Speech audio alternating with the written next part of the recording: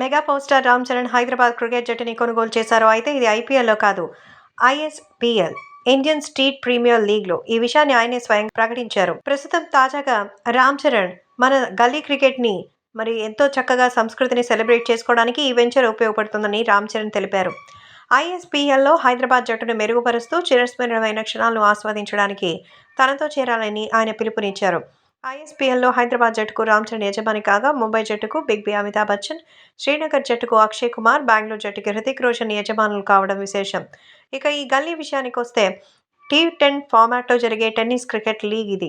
మన దేశంలో ప్రతిభావంతమైన స్థానిక క్రికెటర్స్ని వెలుగులోకి తేవడానికి ఇది దోహదపడుతోంది. ఈ లీగ్ ద్వారా యంగ్ క్రికెటర్స్ ప్రతిభను వెలికితీసి దీని ద్వారా భావితరాలకు మంచి క్రికెటర్స్ను వెలికితీసి సూపర్ స్టార్స్గా తీర్చిదిద్దబోతున్నారు. అదే సమయంలో నగరాల్లో ఆటకు సంబంధించిన సదుపాయాలను మెరుగుపరుస్తారు. 2024 మార్చి 2 నుంచి 9వ తేదీ వరకు ఐపీఎల్ మ్యాచ్లు జరుగుతాయి.